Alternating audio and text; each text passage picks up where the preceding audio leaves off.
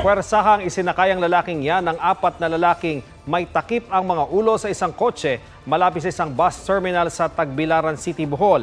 Viral na ang video ng hinihinalang insidente ng kidnapping at iniimbestigahan ng pulisya. Tinutukoy na rin ang may-ari ng kotse. Nag-anunsyo na ng 50,000 pisong pabuya si Bohol Governor Enrico Aristotel Aumentado sa makapagbibigay ng impormasyon tungkol sa mga sangkot.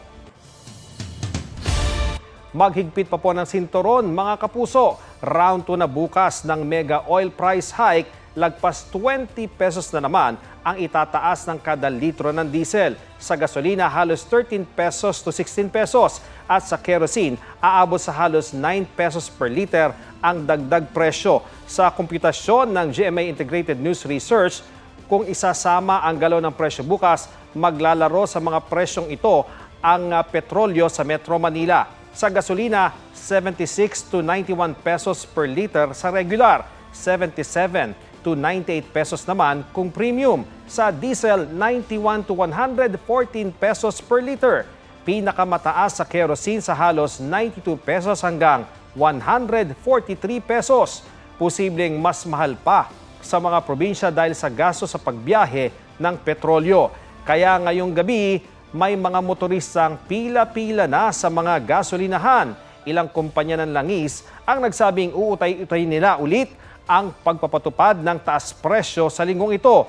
Pero inaalala ng Department of Energy na kung magtutuloy-tuloy ang giyera sa gitnang silangan, aalagwa pa lalo ang presyo ng langis. Ngayong araw, aprobado na sa Kamara ang panukalang magbibigay kay Pangulong Bongbong Marcos ng emergency powers para suspindihin o tapyasin ang excise tax sa langis kung isang buwan nang lagpas sa $80 per barrel ang krudo sa world market. Ilang araw nang naglalaro sa $100 per barrel ang world oil prices. Sa naturang panukalang batas, hanggang 6 na buwan lang pwedeng gumamit ng emergency powers ang Pangulo at epektibo lang ang batas hanggang December 31, 2028. Na-transmit na sa Senado ang panukala.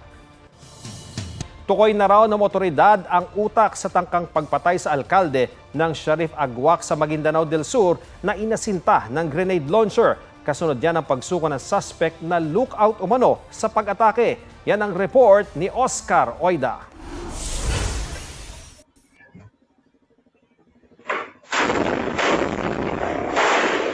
Buong mundo ang nagulat sa malagyerang tagpong ito noong Enero. Grenade launcher ang ginamit para itumba si Mayor Ahmad Mitra Ampatuan ng Sharif Agwak, Maguindanao del Sur. Ligtas ang alkalde pero sugatan ang 2 sa kanyang security escort. Nang maabutan ng mga pulis at sundalo ang mga suspect, 3 sa kanila ang patay. Kabilang ang nagpaputok ng rocket-propelled grenade o RPG na si alias Rap Rap. Nakatakas ang driver ng minivan. May suspect pa palang nagsilbi umanong lookout. Sumuko siya at iniharap ng NBI. Pinagbabantaan daw siya kaya lumutang ayon sa NBI. May intel kami na yung iba may patong na sa ulo. So natatakot sila para sa kanilang buhay, at the same time sa kanilang pamilya. So nag-decide sila na lumapit sa NBI farm. Ayon sa NBI, malaking tulong ang pagsuko ng suspect sa kanilang investigasyon, lalo't alam na raw nila kung sino ang mastermind sa tangkang pagpatay. Alam niya yung detalye, sino yung nag-organize, sino nag-arrange, sino yung mastermind. So we are in the process of case build-up.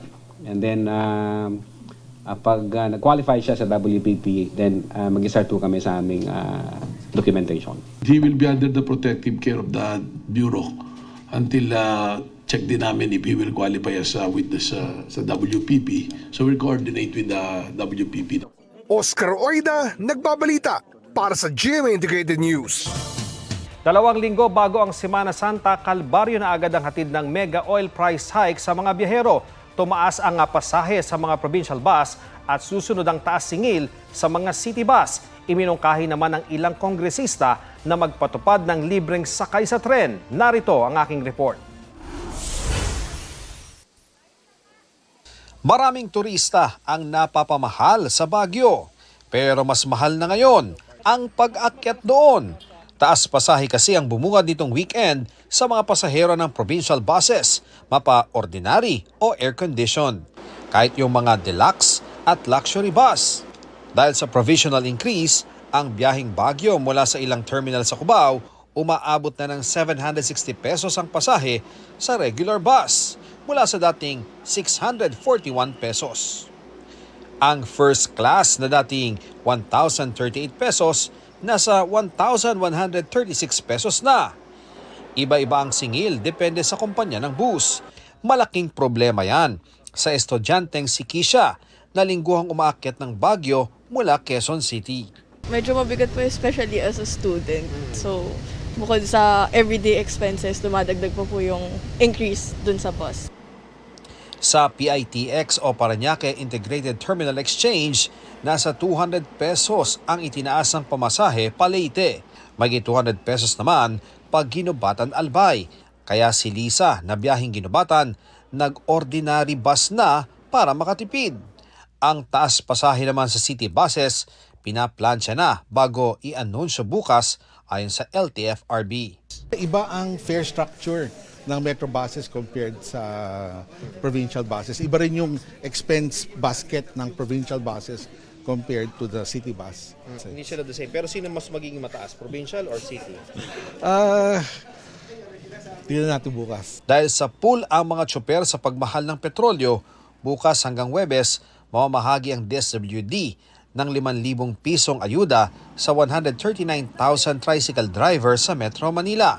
Sabi ng DSWD, posibleng sa Lunes ang bigayan ng ayuda sa mga jeepney driver at isusunod ang iba pang public utility vehicle drivers. Ang instruction ng ating presidente, kailangan multiple times kung tumagal pa to. 139,000 will cost the government around close to 700 million pesos. So nakahanda na yan. Inaayos na rin daw ng Transportation Department ang paglalabas ng 2.56 billion pesos na pondo para sa fuel subsidy ng operators at drivers ng public utility vehicles. Bagaman may ayuda at fuel subsidy sa transport sector, inaasahan nilang may transport groups pa ring hihirit ng fare hike. Ang purpose kasi naman po ng fare hike is more of sustainability, no? To ensure na meron tayong transportation, we really have to strike a balance between approving and giving a fair hike and also the capability of our commuters to pay the supposed fair hike. Pero para sa piston at iba pang progresibong grupo, di sapat ang ayuda lang. Dapat daw ibasura ang oil deregulation law. Nagkasa sila ng nationwide strike sa Huwebes, March 19. 5,000 sa naabot. Halos kulang pa ng 2 days na para ibang krudo namin sa aming mga sasakyan. Mariresolve ba yung kasalukuyang kalagayan ng sektor ng transportasyon? Ilang kongresista naman ang naghain ng resolusyon na nagmumungkahing magpatupad ng libreng sakay sa mga tren sa Metro Manila, ang LRT1, LRT2 at MRT3 para makagaan sa gastusin ng milyong-milyong commuter. Wala pang tugon dito ang DOTR.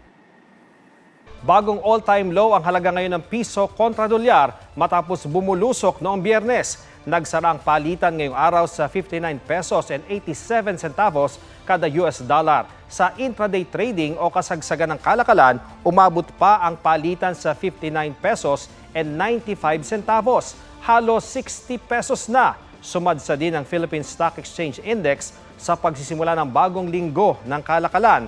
Kasabay rin ito ang paghina ng stock market sa Asia Pacific dahil pa rin sa pagmahal ng krudo bunsod ng giyera sa Middle East. Nasa alert level 2 pa rin ang Bulkang Canlaon sa Negros Island na nagpaulan na naman ng abo matapos sumabog kagabi na ikatlong beses na ngayong taon. Mula sa Bacolod City, may live report si Eileen Pedroso ng GMA Regional TV. Eileen? Iyan, mahigit 50 na barangay na sa Negros Occidental ang apektado ng ashfall matapos ang pagputok ng Bulkang Canlaon kagabi. Pinakanapuruhan ang bayan ng La Casillana.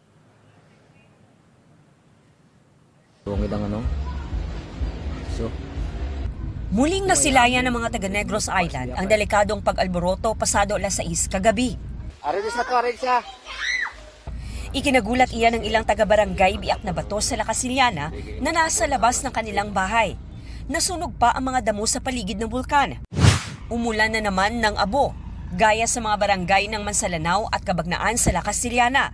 Sa barangay Robles, naka-face mask ang ilang residente kaninang umaga bilang proteksyon. Nay niya gawa nga lupok sang nagligad. Sang nagligad, amol pa tong abo, ini daw dutay-dutay lang gawa. Matao ka na daw, vlog, ubag kunan isang abo. Ay, may ara, ma'am eh. Hindi mo malikawan na kahit ara kami gani, gatulog kami, nagamas kami. Natural lang yung may coolback. Moderately explosive eruption ang pagsabog ng Canlaon kagabi na tumagal ng 1 minuto ayon sa PHIVOLCS. Umabot sa 5 kilometro ang taas ng nilikha nitong eruption column. Ang abo at usok nito, hinangin patimog silangan at hilagang silangan. Gaya ng huli nitong pagputok, pagbaba ng sulfur dioxide na nagresulta ng pagbara ng daanan ng volcanic gases ang sanhi ng eruption ayon sa PHIVOLCS. Ang aming mga frequent na eruption nagapakita lang kung na very active, highly active katubong aton nga bulkan. Kung ini siya nga mga eruption ng magpadayon kag ang mga kaupod niya parameters, kung ini sila magpakita sang significant change, posible kita nga magpasakas ang aton nga alert level. Nagka-ashfall din sa mga bayan ng Binalbagan, Moises Padilla, Hinigaran, Isabela, Pontevedra, Ilog at mga lungsod ng San Carlos, Himamaylan at Kabangkalan. Where ang ashfall na na-experience sa ilang mga community, mag-wear din sila sa ilang face mask because it would also help ma-affect sa ilang health.